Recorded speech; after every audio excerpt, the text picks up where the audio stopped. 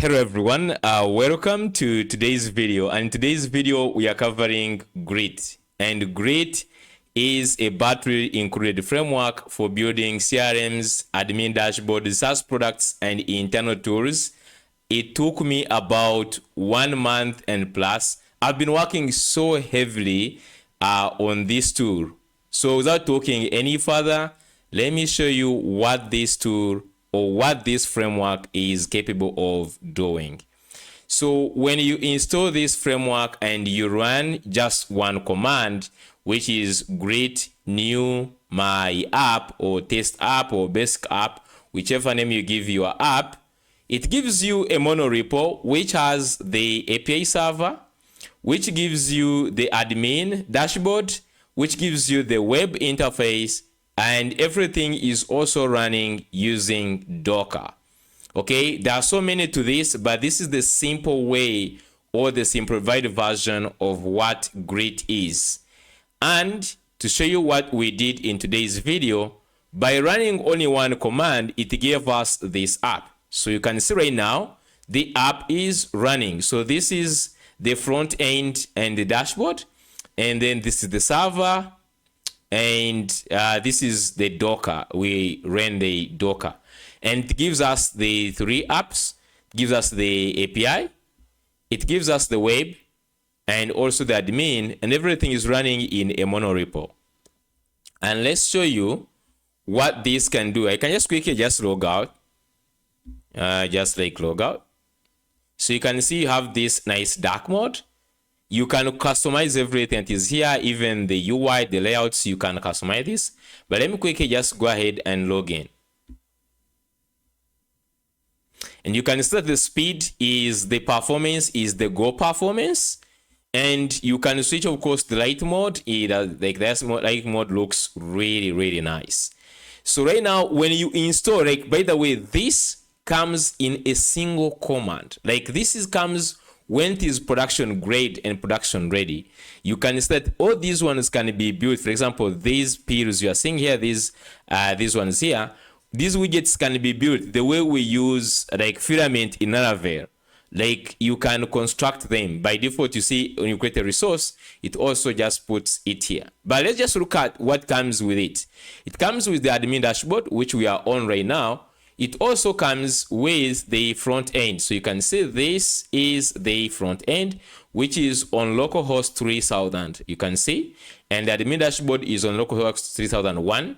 And you can see it comes with these recent posts. So when you create a post here like this, like when you just go here on blogs, and then you create a new, you just go ahead and create this post. It comes with image upload configured for S3 and R2. It comes with these, all these ones. So here we didn't just even create everything. We simply only ran migrations, and it went ahead and did all these models, put them. And we have also the, the GORM.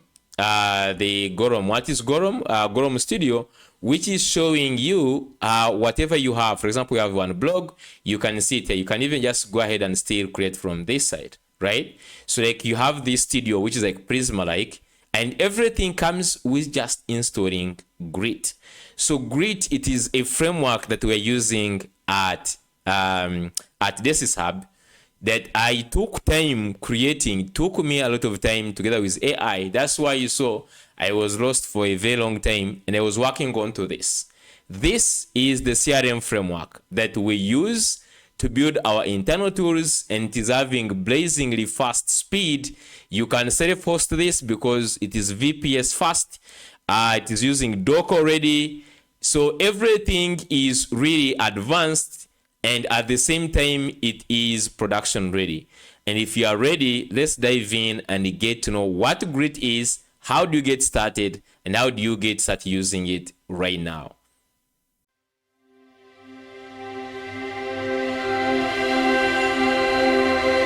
Hello everyone, welcome in today's video. And in today's video, we are going to discover and we're going to talk about Grit. So Grit is a batteries included framework that is used for people who want to ship fast, people who are building SaaS products, people who are building internal tools, people who are enjoying or who want stable and batteries included frameworks like Laravel and Ruby on Rails and others that are similar. So this tool, I have been working on it or creating this framework for a very long time. You have seen I've been lost on YouTube. I've been really off because I've been heavily working on this, and also testing it is not easy. So you have to test it under different scenarios. You have to work with it. You have to get familiar with it. Building a framework is a whole another level of learning and doing a lot of things. Good things with AI and the current scenario, I was able to do this framework. And the reason why I did this framework, we all know how much I love building internal tools. You know how much I love building SaaS products, building apps for our clients, and I want to give them something based, something that is good. So this framework is first of its kind. First of all, is built on top of Golang. Okay, so it has Go performance, and is also built on top of Next.js. That means like we have front end Next.js, back end we have Golang. You can also get the Expo. So we have also Expo. So if, for example, you want a mobile app which is already connected to Golang, you can still use Grid. So I'm just going to go down here, talk more about Grid and why exactly I created Grid.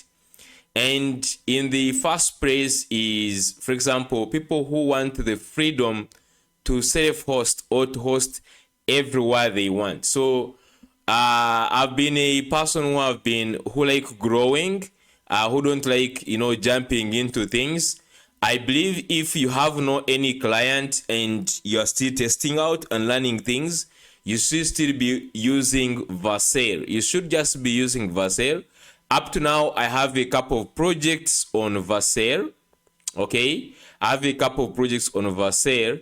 But starting with this year, all the big projects for our clients, we have shifted them to self-hosting due to high budgets that come with Vercel. So at some level, I was paying $100+. I went to 150. So that budget was too high to actually start now thinking about my self-hosting. So right now, we use our own VPS and everything. And this brought me to the second thing. So we have the same things when you're building a client app or you're building a system. You have the same thing you always do all the time. You put authentication, you put file storage, you put caching, you put all these things we do when you're just like building a normal SaaS product or a normal internal tool that is going to scale. So we always use the same kind of tools. So instead of keeping every time configuring, doing all these things, these changes, so you find you have like 5 apps, but it is annoying that you're doing the same things on every other app. So I wanted a tool that can help me scaffold really very fast.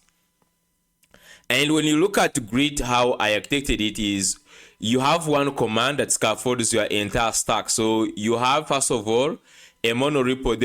The one thing I don't like about Laravel is that everything is coupled in one single app, like the front end and the back end, and you don't even have the API created in the first place. So you have to go ahead and create the API on your own. And we know right now, AI, everything is going to be API based. So if you're building any product, you need to have the API. So, and you don't have the API by default. So, and the front end and the back end, if you're using Laravel, is in one app. And I don't like that because I want to take advantage of other tools like Next.js has a lot of nice tools. The community is big and everyone is building within it. So I want to take advantage of that. Golang has its own big community, and I also want to take part of this. And I wanted these things to be either coupled or decoupled. So if, for example, Grid doesn't itself has internally, like, has anything coming from Grid. It is simply scaffolding a Golang and coupling it with a Next.js app. So you don't have to say like Grid version is 14 and it will break changes. No, like the commands can change in other versions, but once you have the app scaffolded with Grid, everything now remains on the other Golang side and the Next.js side. So you're going to see like this is really nice how everything is really coupled, and it is also opinionated. Okay, so just go through these things the way I put them here. The first one is shipping hours, not weeks. So we have one command that you run, for example, create new app, and it will just create for you the Next.js apps, the admin panel, the front end, the back end. It will scaffold everything. So it comes with, you don't need to do any vendor locking, no serverless code starts. It is just like you find that it is a Next.js and a Golang app, and you can easily deploy it on a VPS, or even on Ray, single click, and it deploys.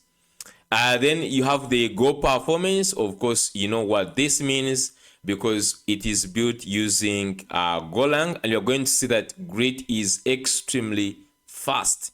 So then you have the rock solid. It means that you have one folder structure, one auth system, one state management approach. Every pattern is predictable, consistent, and a developer, if you bring in new developers or you bring in AI, the pattern is the same. That's why people love Laravel. Like if you know Laravel, you know Laravel. You know what to find what. When you go to models, you're going to find models. When you go to seeders, you're going to find seeders. So the same architecture is being applied here. You don't have surprises, or you don't have developers trying to configure where to put what. So everything comes when it is opinionated, and it is opinionated by default. It is not that it is a mistake. It is opinionated to help. You don't have to spend a lot of time thinking on what authentication I have to use. You have already JWT with refresh token, like a standard authentication system that is in place. So that's why I love Grid. So you have the full stack code generation. You're going to see that since it is just like Laravel, you have the code generation. For example, you run Grid generate resource, you create a resource, and we generate all the admin pages, to generate the models and the API endpoints. So this is really good in terms of speed. You're going to see how fast this building with Grid is. Then CRM Grid admin panel. So you're going to see that this is just not a normal UI or the basic UI. It comes with a standard CRM grade admin with role-based access control, with widgets, premium dark theme, with light mode. It comes when it is standard really, because I was getting everything I used from all the apps we have built over time. It has to look like really CRM grade. Then end-to-end type safety, you're going to see that the Golang structs are connected to the TypeScript and the Zod schemas. So everything is end-to-end. That's why we're using a monorepo, so that when you generate, for example, when you generate TypeScript, the structs, they generate Zod, they generate TypeScript, and everything is in sync. There is even a command for making sure that everything keeps in sync, grid sync, and that sync is like it checks your structs if they are matching with your TypeScript and the Zod schemas. Batteries included, so it comes with Auth, comes with file storage, email, background jobs, cron jobs, Redis, caching, AI integration, and even GORM Studio. So it has a Prisma Studio like kind of feature, like where you have preview everything. It even comes with the docs. It comes with the Scala docs out of the box. So you could just go down here and you do a comparison between Grit, Laravel, Django, Rails, T3 Stack, Refine, and even more. I will add more comparison, but you can just look at, the comparisons. For example, they compiled native. Since we're using Golang, this compiles natively. Building a dynamic panel, Django does that, and Refine. Then it comes full stack code generation, end-to-end type safety, React front end, self-host table, background jobs, file storage, email service, AI integration, database browser. Since it comes with a Prisma GORM Studio, going to that, multi-step forms, Docker setup. Like, it comes when it is production grade at a point, because as I've said, this is for people who want to ship fast, okay? And as I've said, it is opinionated on purpose. So let's go through the stack that Grit is created from. So the backend, as we said, is running on Golang with Gin framework. So it has Go, Gin, and GORM, and GORM is our ORM. So I built another tool called the GORM Studio. So those ones who have seen that video, but if you just go to like on my GitHub, you said I have this tool I first actually created, which is GORM Studio, and this one is a Prisma Studio like visual database browser, and comes when this is inside actually Grit. So it comes when it is already embedded. On the front end, we have Next.js, we have ShardCN, we have Tailwind, we have Zod validation, we have React query for data fetching, we have Postgres for database with GORM. Then, of course, you can switch database. You use any database supported by GORM. That is, like, you can switch to MySQL, you can switch to SQL. Then it comes with caching, which is Redis and async. And then we have file storage, which comes with S3, R2, and Backblaze support. Now, locally, we use min.io. So now, those who don't know min.io, is just like a local S3. Then for emails, we are using Resend. In the future, I'm just going to add SCN, the Amazon SES. But right now, we are using Resend because I find myself using Resend and in every project. Then we have the monorepo approach to keep the backend and the front end in sync via the types. And then for the browser, DB browser, we are using GORM Studio. So this is the stack that Grit gives you out of the box, and everything is like that. Now, you are going to go and see the docs, okay? And I know people who freak out most of the times with documentations because of so many things that comes with a framework. Like you end up creating a lot of pages to teach the person using the documentation, to keep on teaching. But there are a lot of things that the framework comes with. So we have a lot in this one, and I know how it freaks out, but I created actually a simple beginners blog. So if you just come to my blogs here, you will see this great cheat sheet, and this one has like the commands to get familiar with commands and what you need to get started. So I'm just going to be using this one to actually teach. And for the documentation, I'm going to build all kinds of application with my team. We'll have things like showcase all the apps that we have built using Grit. We'll have tutorials, and you know how I'm going to be concentrating on Grit since I've created my own framework for building all the apps that I'm going to be using. So I will be creating like really tutorials, deep building systems using it. You can build anything because it's using Go routines.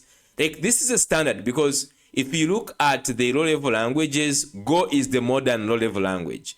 Then if you look at the front end, Next.js is the best in town. So we're using the latest tech stack, okay, which is taking advantage of DevOps. So day one, we have Docker support and all other things. Okay, so I'm just going to go and get started and get you to see how you can simply use Grit, and we're also going to be following this guide. So the first thing is the prerequisite, okay, is to make sure you have Node.js installed. So these prerequisites, you have to, you have just to go ahead and make sure that you have like these things installed. You have Node, yeah, you have Go,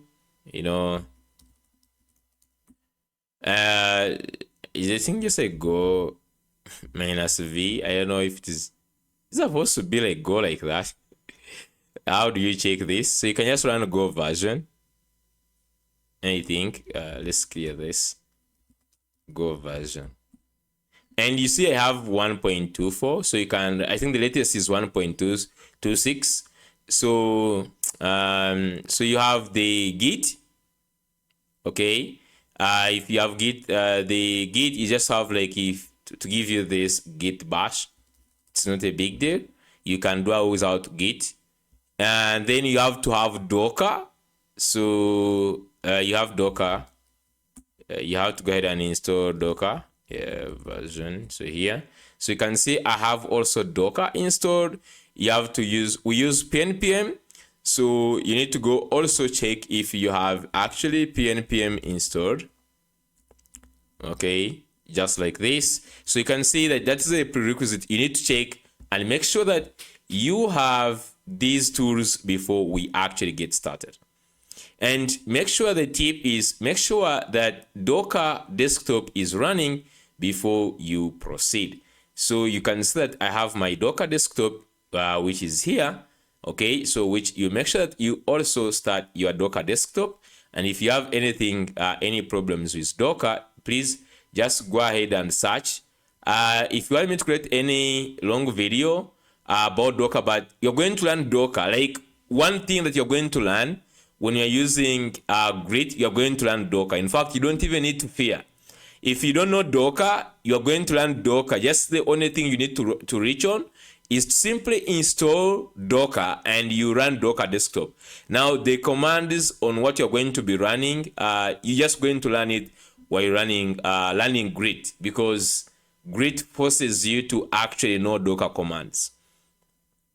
So the first step is to check, I'm very sure you don't have Grit. So if you just say type in Grit in your command like this, you'll something like bash Grit command not found. So if you have this message, it means you don't have Grit, you have never installed it anywhere. And if you have it installed, like for example, it brings you any version, like you have old version and you want to remove it to go to the latest, the easy one that I find is by saying rm, and then you pass $, and then you say which, okay, you say which Grit, just like this. Now this $which Grit brings the location where Grit is located, and we remove the path. Now if you are using, this is when you are using Git bash. If you're using something else like terminal or using PowerShell, you need to use here what I think is where instead of which. You may just use where, or I think it is where, something like that. But yes, always keep using like Git bash. I always find my commands consistent when I'm using Git bash, because it's what I use even in VS Code. So you see right now, because I don't have it, they just like bring this kind of error. But if you have it, then it will just go ahead and remove it. Okay, so the first step is to install Grit, and you're just going to use this command. So I'm just going to go ahead and copy this, and I'm just going to go ahead and install, paste this here, and just go ahead and install. This will take a couple of seconds, depending on your internet. It just take like maybe about like 30 seconds or less or more, depending on your internet. But this has to first install. Okay, so just installing Grit, and just give it some seconds.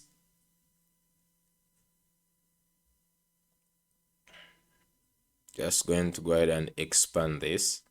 As I've said, you do not need to worry anything, just install Grit. The learning, we are going to do the learning of Grit, both of us.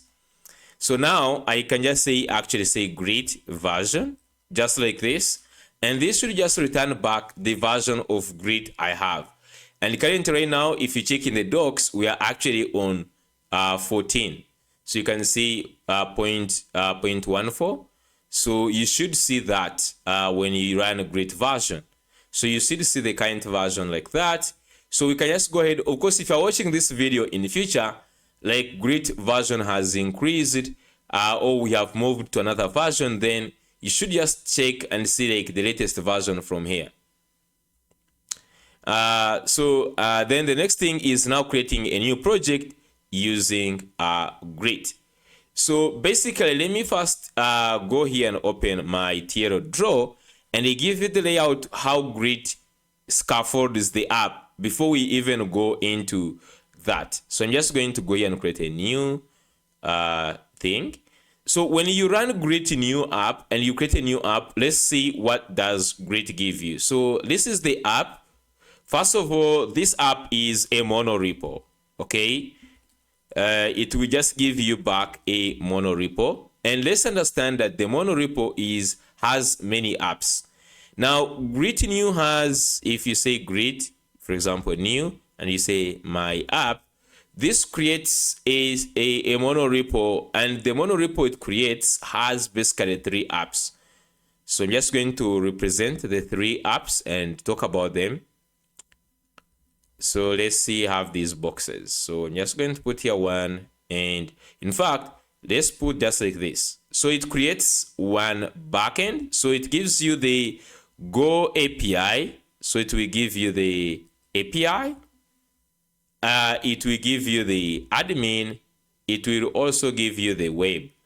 So what this means is that these 2 are the client apps.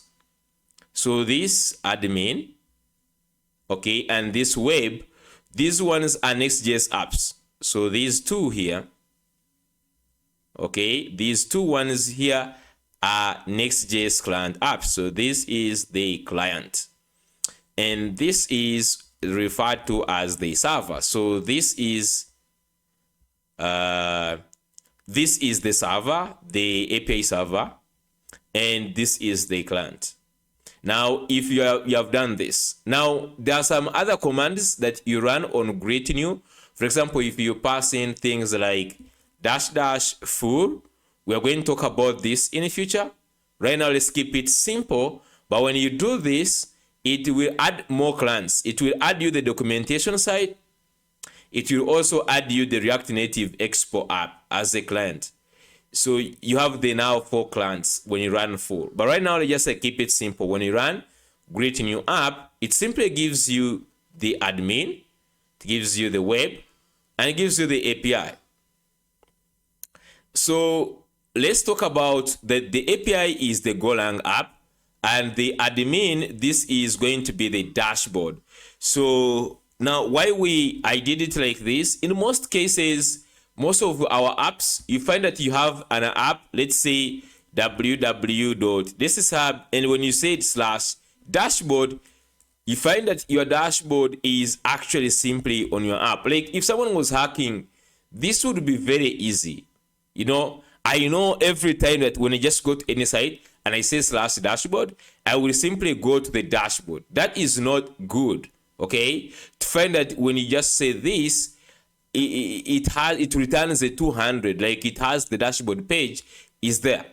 This is not good. Basically, what you want is your web app, like you say this was an e-commerce, needs to be hosted on a different, it is on a different domain, and even this one is on a different domain. Now, the whole entire app can be on the same server. That is okay because it will be protected by Nginx or something, but the domains, this should be like different domains at least, okay? This should be different domains. And even the server, this should be a different domain. Not to say that you just go on this and you say, for example, API/users, and this is the API. I don't want this, okay? So the API comes when it's going to be on its own, Okay, like the API server. Basically, this is what happens when on a big project. The API is going to be is people who are working on it, a team working on this, and then the admin, and then the web. Like there will be different things. So if it is an e-commerce, for example, in a project of an e-commerce, this would be e-commerce API. This would be e-commerce dashboard for the admin and other users. And then this would be the eShop that people, front people see. And for example, you may just add like, maybe you are building a SaaS tool that needs a documentation. That's when you add another app, for example, the docs. So you find like here you have, for example, docs, and it's also its own app. And by the way, when you run the my app and you add dash full, it gives you a whole documentation with search and all other things. Okay, so we understand now. The most important thing is to understand how all these ones are connected. First is that we are running everything using Docker Compose. So you don't have to worry about this because we have commands to run Docker and everything. But just know everything is going to be guided by Docker. So you have to start, like Docker will be running for the database, for the file storage and other things. We have 4 services running in Docker. So you will have to have your Docker actually running like this. Okay, let's go ahead and create a new app. So I'm just going to go ahead. So right now I'm just in my folder where I create the tutorials, YouTube builders, Grit demos, and tweets. So you can just have your project maybe for learning Grit, and you create your own Grit folder for learning, because you're going to be doing this more and more. So just say Grit and then just say new, and let me just call this one my app. Okay, so you can just like add this. Maybe you just add it like basic app like this. Now the CLI is really fast. It should take a few seconds if you compare it with if you compare it with Laravel and others, like, because the terminal is built using the CLI, the Grid CLI is built using Go, it is extremely fast. Okay, and here we give you some of the things that where the things are. So the API is going to be running on port 880, docs running on 880 docs, then studio, then web app, admin, Postgres, Redis, and all these. So these are like the ports. You need to make sure that nothing else is running on it. I'm just going to check on that in a second. But these are the things where they are going to be running. Now, these API docs, these are the Scala docs. Now, I actually still have like issues with Scala docs. Not sure if in the latest version, I was working on this, and we're going to check if this is working or not. But I had issues with API docs, but other things are all working. Let's just go ahead. So with this, you said you can cd in your basic app, start Docker, and then npm install, and then npm dev. Now, before we do this, actually, let's go ahead and follow this, because this one is really taking us step by step. So if you created Grit new test app, you cd into the app and open it in VS Code. So I'm just going to go ahead here, and I'm just going to say cd into my basic app. I'm just going to say code dot, and this is going to open it in VS Code. So basically, if you look at the app, it is not having extreme.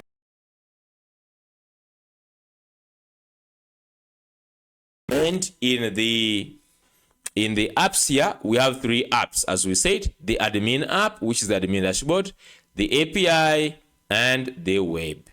Okay. So then the packages has the constant schemas, types. So all the TypeScript types, everything will be actually in these ones. Okay. So right now they have like the defaults and everything.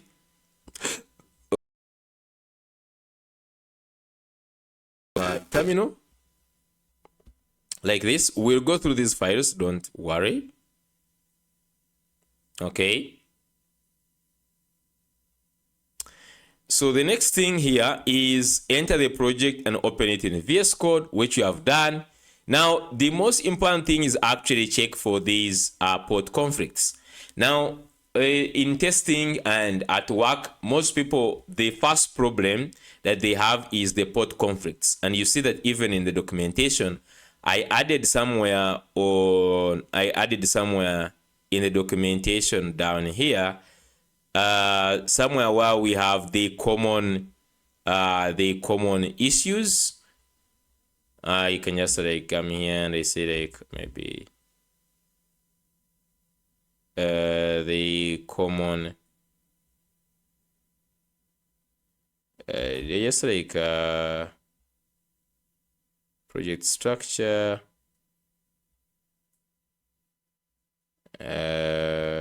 Docker setup. It is somewhere here.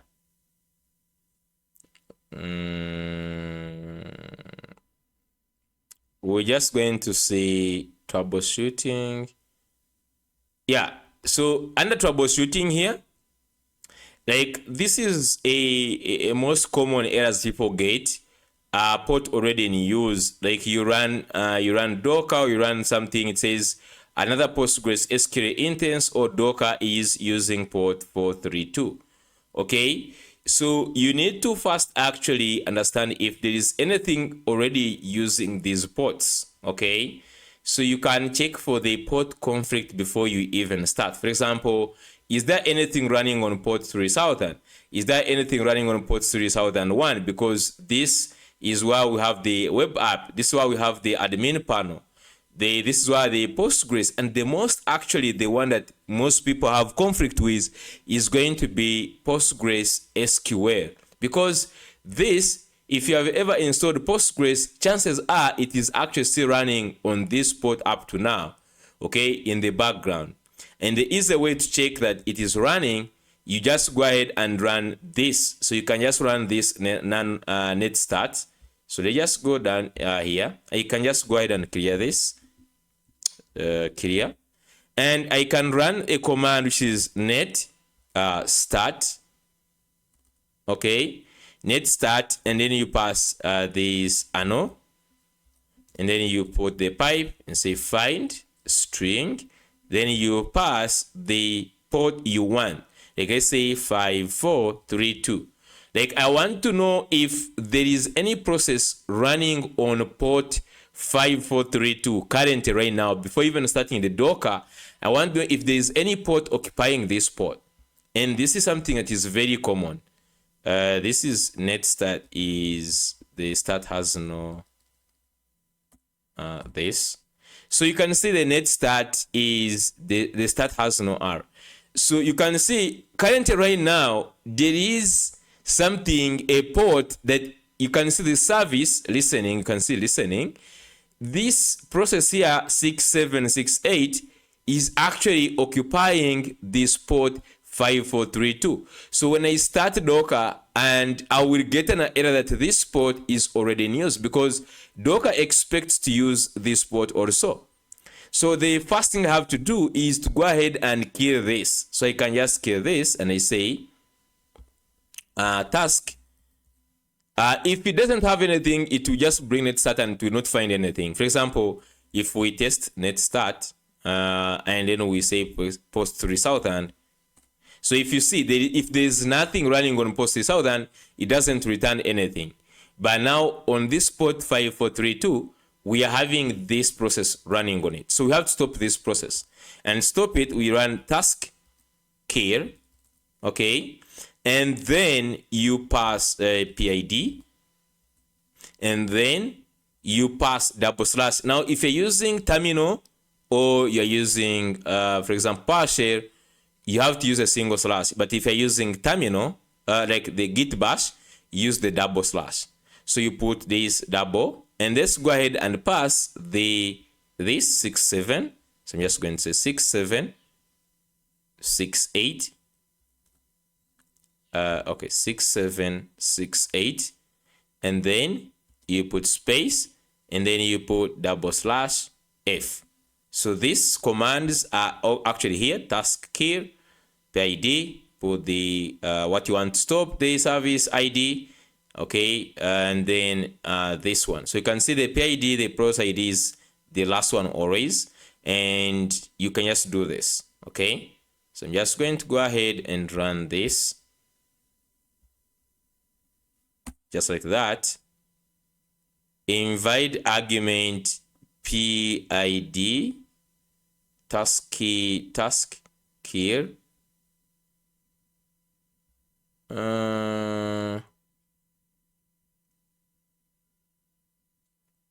Task here. Did I just like type it badly? They just come here and see. Task here dash. Do I the space? I don't know if there is no space.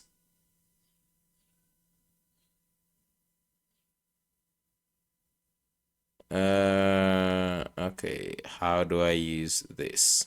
Let me just clear this. Clear.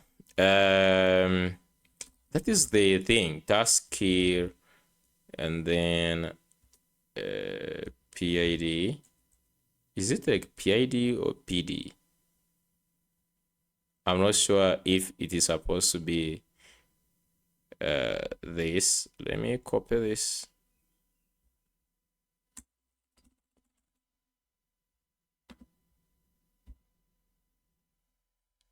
And let's go ahead and change this. This was 6768. Yeah, the process with PID, this could not be terminated. Access is denied. Now you see that, for example, this PID like this is by the Postgres. So if you just go here, Postgres. So I have a Postgres instance actually installed on my machine. And this Postgres is stopping the service and is refusing to kill this service, okay? Is receiving, you can see the process with this PID 6768 could not be terminated because the access is denied. So in this case, if you find that you have this, okay, and this can't be terminated, then it means we cannot use directly this port, like this port of 5432. So what I just normally do is you just come here in the Docker Compose, and you can see we have this, that the first service is the Postgres, is running on ports 5432.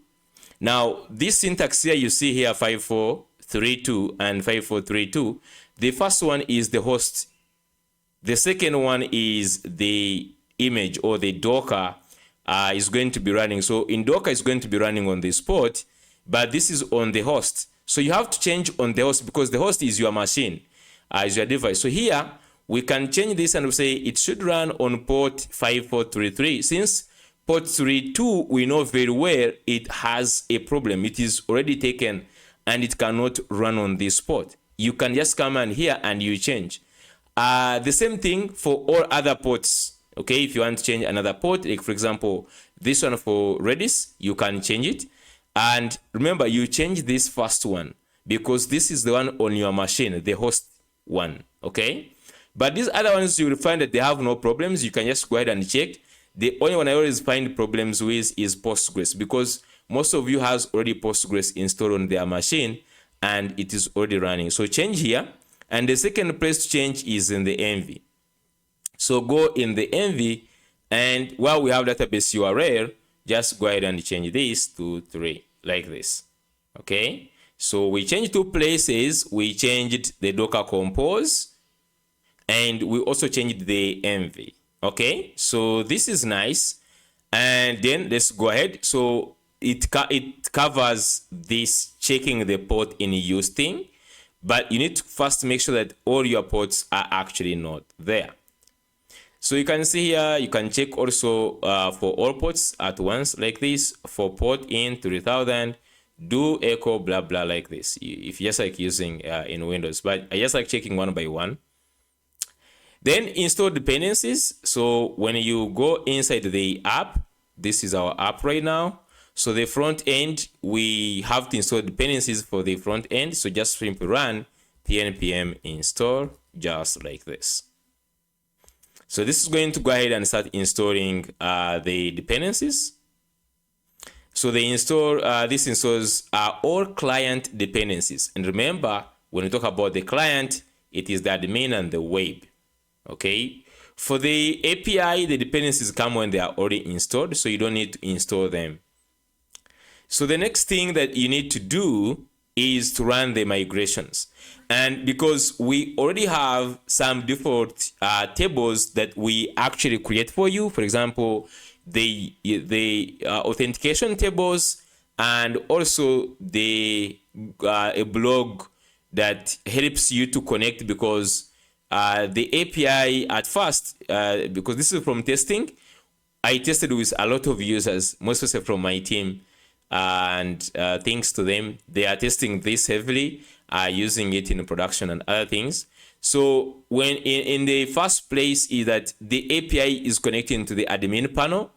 So to give a simple way of working, or people to know, for example, because all the routes from the API to the admin panel, they are all protected. So I wanted to add a way to see how you can actually see that you can also connect your web, okay, easily. So I created one model, which is blogs, that gives you a blog functionality on the web, so that you see how you create actually example API for unprotected routes and all that. Okay, yeah, so that's why I did that, to put so by default you will have the users, and you will also have so you will have three models: users, you will also have for the blog, you also have the uploads, because the users, they actually, a user has an image upload which is already connected, so it has a relationship with the uploads. So by default you have these ones. So we have to go ahead and run migrations to push these tables to our database. So you don't have to worry about to go to Neon to get anything like that. You can simply just go ahead. Docker will provide everything we need. So you can see this one has really finished. So the next thing you have to do right now, at this point, I'm just going to go back. So you have to run these migrations. So before you run the migrations, I think one thing I forgot to put here is you have to start your Docker. So before this, actually after the install, I will modify this. After the install, you have to add to run Docker. So let's just go ahead, actually run our Docker, and the only one thing you just need is Docker Compose app. Okay, so Docker Compose app -d. So this runs Docker in a detached mode. You don't want to be having an interactive mode or seeing the logs here. So simply just like run Docker Compose app -d, and make sure that the Docker is actually already running. You don't have to have anything installed at this point. So long as you have Docker running, the Docker desktop, it will do everything that is needed. So if you just do this, you set this is pulling, it will download all the necessary things. It will start the volumes, and it will also start the containers. Okay, so you don't have to worry about these things, but just know that you have to go ahead and start the Docker, just like this.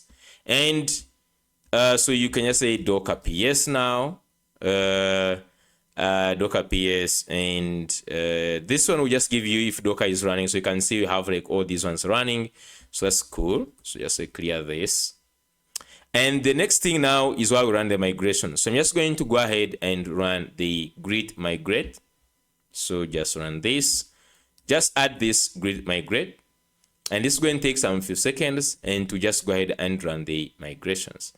I think we might just need to actually start the server before we do the migrations. Let me see here. So grid migrate, starting the server and the client comes later. I don't know. The order might need to matter. Let me just stop this for now. Let's start the server and the client. So I'm just going to say git grid start client. So when you say grid start client, remember when we talk about client, we are referring to these two apps. So the client is the admin and the web. So we say grid start client, it will start the web apps. So it started like the localhost 3000 and local 3001. So you can see we have 2 ports running right now. We'll have the 3000 and 3001, one for the admin, one for the web. So in another terminal here, I'm just going to say grid, okay, grid start server. So grid start server, this starts the API. Okay, so this is going to go ahead and start the API. Let's give it some seconds. It will start the API, and we're just going to wait for it.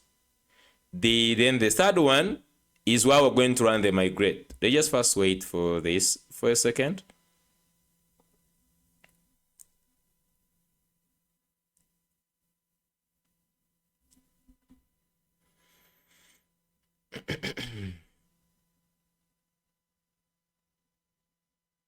Okay, so you can see, I'm just going to click on allow. So this starts, it starts, and this uses air. Now, for those who don't know, the air is a hot reloading for Golang. It uses air for hot reloading and everything. So it has started. The server. Then the last thing I'm just going to do is grid migrate like this, and it's going to go ahead and run the migrations. So you can see the migration completed with all the models want to migrate or running. So you don't have to worry about this. There are 3 commands you need to understand. The first one is grid start client, then grid start server, and then grid migrate. So these ones, they all run, you just run them in the root. It will just go ahead and start this. Okay, so that's good. Now we have the migrations, we have the front end and the back end, everything running. Okay, so what next? So from this, you start the client, start the server, and you are live. Okay, it means all these things here, they are all actually live. So we can just go ahead and check these actually. So we can just go ahead and say localhost 3000. Okay, you can just say localhost 3000 like this, and this is what you get. So this is the name of the app, basic app. So whatever you name, this will be used here. Of course, you can change this in the layout. And then you have also the recent posts. So as we said, we have the blog functionality that comes with it. So you can see here, no blog post yet. Create your first post in the admin panel. So we also come here with this link, admin. So this one takes you to the app. Remember the authentication. So here the web is this localhost 3000, and the localhost 3001. This admin is the one which is having the admin panel plus the authentication. So this one has the admin panel. Then it has also the auth routes. So all the auth pages, are all onto this admin panel. So this one is simply web. It links to the auth. The same thing if you just go to dab, for example, like you say dab.co here, and you click on, for example, you click on the login. So you may think that the login is onto this site, but if you click on the login, you quickly route to the app. This is a new domain. So this is another app. So this is what I was actually following. Like when you click on the login, you are routed to a different app where the actual app is, because when you even log in, you will just actually log in this app. So that is like the admin. So when I click here to create an account, so when you reach here, the first thing you need to do is click on admin. And this is going to go ahead and route to localhost 3001. So you can see like here, in the link, it takes you to the localhost 3001. So this is now localhost 3001 login. It means you are now on the admin panel side. So you can see we have a nice login, and also you can create an account like this. Now this UI in the future in the customizations, we'll see that this one can be changed in styles. Like you can go ahead if you want the center one or you want the what, you can easily get this. Okay, right now let's go ahead and create an account. So I'm just going to go ahead and do this. I just get the normal things for creating account.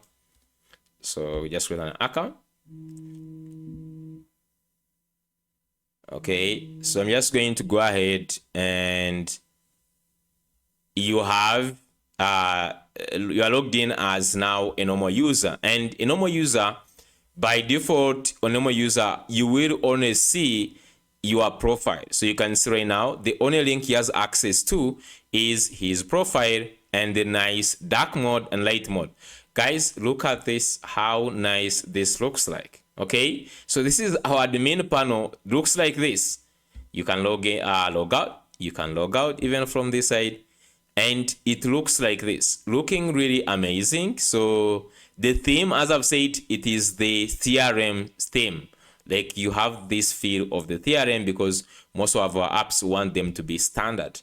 So it comes with the dark mode support and light mode support, which is really nice. Now this user by default, you have seen when you create a user, it has a user role. So you can see down here there is a user, so it has a user role. So we can change this user to admin by using the studio. So remember, when we started, we have a lot of things that are running. So if you just come back here, you see that we have actually GORM studio running on this.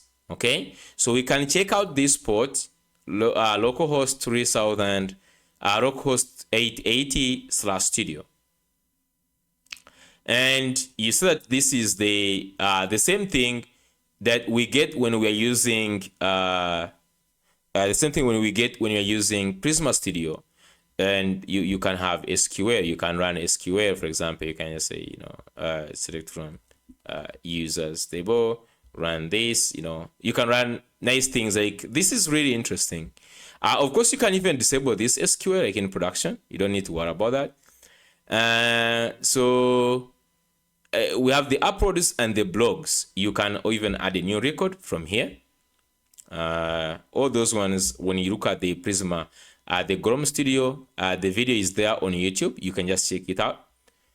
So right now, what I just need to do right now is need to change this role to admin. Just like this, admin, enter. So now this has the admin role. I'm just going to go here and refresh so that this has admin rights. Refresh just like this. And you are now an admin because you can see you have more things you look at. Okay. Of course, we have the nice thing like here. This is like really standard admin panel, of course. So you have all these other things that you can look at. More especially like the files, you can look at the uploaded files that have been uploaded to the system and other things. But what we are interested in right now, you just go to the users here. You see, you can look at the users. You can add a new user, for example, with a nice. Look at this. Like these are the CRM I'm talking about. So you can add a new user, but right now I just want to add a blog, okay? Because the blogs are actually on the front end. So you can remember that on the front end. So I'm just going to duplicate this and go back to localhost 3001. Localhost 3000 like this. And you said here we're supposed to have the blogs. Even when you go to blog page, you're supposed to have the blogs on this page. So you can see there is no blog yet. You just need to go ahead and create this in the admin panel. So this is just like the normal thing. When you have an e-commerce, you have like the products on the e-commerce. You create them from the admin panel, then they appear here. So I'm just going to go ahead right now, create a new blog, and look at this. This is really good. I feel so good with this. Okay, so we can just go ahead and add the title. I'm just going to say great great for beginners, great for beginners, just like this. This is a new framework that I really like building with. And then here I can just go ahead and add my content. You can just go ahead and say actually, let's just go ahead and copy something. Like, just go to my blogs, and let's go ahead and just go to blogs here and just get any blog, maybe this. Let's get something. Just going to go ahead and copy this. Okay, copy. Let's go back here to this, paste. Okay, nice. You can just go ahead and paste some code. Let's go ahead and add some code, like this snippet. And now for snippets, you can just like paste this, select everything, like this. And then let's go ahead and say this is a code, like so. So you can select this as highlighted it as a code snippet. For some reason, even this one is treating it as a code. I don't know how you can just like, for this part, I don't want it to be a code. The only code snippet is this one. I'm not sure if they have remained as a code snippet. I can add the thumbnail, so just go ahead and add the thumbnail, and you can set the thumbnail uploads just right away. And this one is using min.io, but when you add like your S3, it's just going to be uploading to S3 or R2, just like that. You don't need to do any configuration in the deployment. You simply use the R2, it will work. So just say make sure this one is published, and let's create. And you can see that the speed, of course, we're talking about Golang, guys. So the speed is the blade speed. Right now we have it here, and you can of course go ahead and view this. Okay, for some reason I don't know why I can't see the we can't see the ID, but you notice like the slug is also auto-generated. We'll talk about when you just reach on creating this. So when I go back to the localhost here, you see that this is already here. Before even refreshing, you can see that I have this. Even if you just go to here on the recent posts, you can see that you have this card for the recent posts, like Feb 19, and you can just go ahead and click on this. And this is going to take you to the blog detailed page. And look at this. Okay, so the code, the rendering of the code, maybe it needs an improvement. I may just say that, but you have a nice blog already, like this. Okay, so this is to give you, this is to give you a way of how to architect your app, like an example of how would you architect your app. Okay, so right now we have an app running on this. Okay, so we have seen the GORM Studio. So one thing I told you about the docs, that I was still working on them, because you remember that if we go back here, go back to this, we know that the 8.8 like this, we're supposed to have the auto-generated API documentation. Maybe by the time you see this video, it will be fixed. Okay, so you see that right now when you try to access this, you see that error generating docs, URL passing, and I still, as I said, I was still working on this to put the OpenAI and everything. I'm very sure by the time you are watching this video, maybe it is already fixed. Just test it to check if it is still actually there. But I'm still working on this. And you will see also in the, if you just scroll down here, on the changelog, you will be seeing how I'm pushing the things. So like, for example, this is the version 12, version 10, version, like, I started just like putting these change logs. So you'll be seeing the changes in the change log. When I add the docs, I will put this because in the version 14, for example, we have them at step form, standalone component usage, rich text for that is used the YCG editor, the one you have seen, string array, built-in blog example. So all these ones I added them in version 14, for example. So I will be adding changes and you will be finding them in this. So the most important thing is if you find any errors or if you find any bugs that you want me to fix, you can just go to the repository here. You can say I've found it. The repo is here. So the repo is here. Go to the repo. First of all, give it a star. Okay. Just go ahead and give it a star, guys. Give it a star. And then go ahead and create an issue. Okay. So you can just go ahead and open an issue and tell me what needs to be fixed or what do you think needs to come next to everything. I will just go ahead and fix that. So right now, this marks the end of this video. Right now, the learning and the building, the going through what is going on in the app is going to start in the first video. Right now, just know that we have the API running, we have the web, we have the admin, and they are all interconnected together. So you can just go ahead and start discovering. There are so many things to discover, and that's why I'm just going to bring in a next video doing the walkthrough. So the walkthrough is, we'll go the walkthrough of this app, this very app. I will come back and we'll go through this very app. We'll run it, and then we'll check these different spots. For example, the what is in the auth, what is in the dashboard, how are these things working, how do I run the different commands. But we'll still be using this cheat sheet. So if you just go down here, we have all the commands reference. Like if you just want create new, scaffold is a new full stack project, and if you say create new, you say dash API. Scaffold is a Golang API only. So if you don't want, for example, you want to use grid, but you do not want to actually have the backend, maybe you want to use a different backend, you can just say create new and you pass dash API. And if you just want to get create new and you pass expo, you get full stack plus the expo mobile app.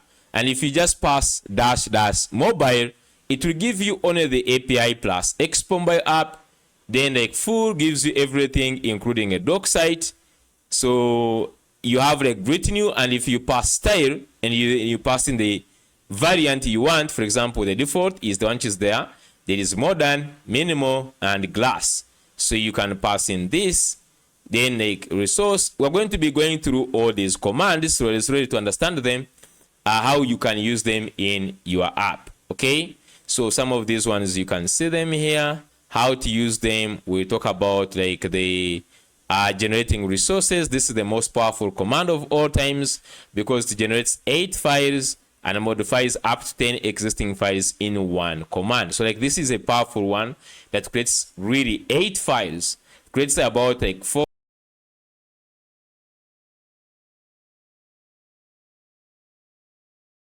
and going through this. But meanwhile, right now, just go and start exploring, and I would love to see your comments, what you think, guys, about the framework and how you are feeling about it right now.